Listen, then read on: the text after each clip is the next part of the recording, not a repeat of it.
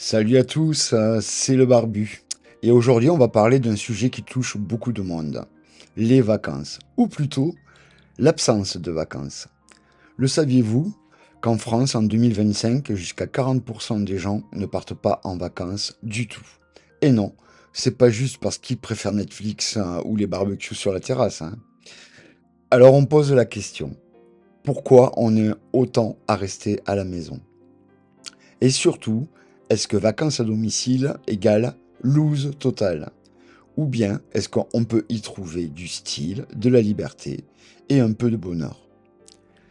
Chaque été, c'est pareil. T'as d'un côté la team Instagram bronzette à Bali et de l'autre, ben, ceux qui font bronzette sur leur balcon, hein.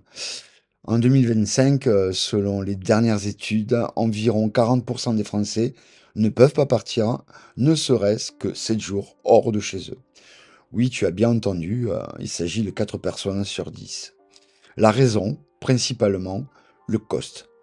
Les prix qui flambent, l'inflation, le transport trop cher. Même le camping, hein, pardon, c'est devenu un sport de riche, hein. Que tu sois à Lille, Bordeaux ou ailleurs, on regarde beaucoup plus la météo locale que les pubs sable blanc all inclusive, mis à part la blague. Mais alors, qu'est-ce qui coince autant? Déjà, les vacances, c'est la première chose que l'on coupe hein, quand le portefeuille il tire la tronche, hein. Entre les loyers qui grimpent, l'électricité qui s'envole, le coût du carburant et j'en passe, hein. Forcément, réserver une semaine à la mer, ça passe largement après. Ajoute à ça le stress, la précarité de l'emploi, les familles monoparentales, les étudiants fauchés, même certains retraités hein, zappent les vacances pour boucler les fins de mois. Et ensuite, il y a quand même aussi des facteurs tabous. Beaucoup ressentent une forme de honte hein, ou d'injustice parce que dans notre société, partir en vacances reste un marqueur de statut social. Je vais pas vous mentir, hein, moi aussi je compte les billets avant de partir. Et honnêtement, certaines de mes meilleures vacances, eh ben, c'était à la maison. Ok, j'avais pas le bruit des vagues, mais j'ai découvert mon quartier, fait des pique-niques, dans le parc du coin, testé toutes les glaces artisanales du centre-ville. Et puis quoi de mieux qu'un bain d'eau froide dans sa baignoire pour survivre à la canicule? Si vous avez une baignoire, évidemment.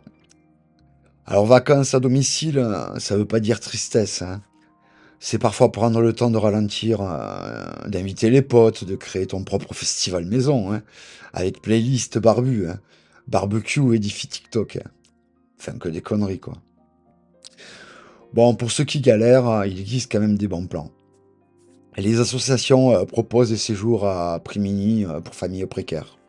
Renseigne-toi auprès de ton CCAS le plus proche, hein, des mairies ou des structures locales, hein. On peut bouger autrement aussi, c'est-à-dire il y a le covoiturage, le train low cost. Quand c'est possible aussi, il y a l'échange de maisons. Et puis, vous pouvez aussi profiter de la solidarité. Il y en a beaucoup dans les villes et villages, hein, des collectifs qui organisent sorties, balades, animations ou festivals de musique gratuits, théâtre, etc. Faut pas hésiter à sortir, hein, ne vous isolez pas.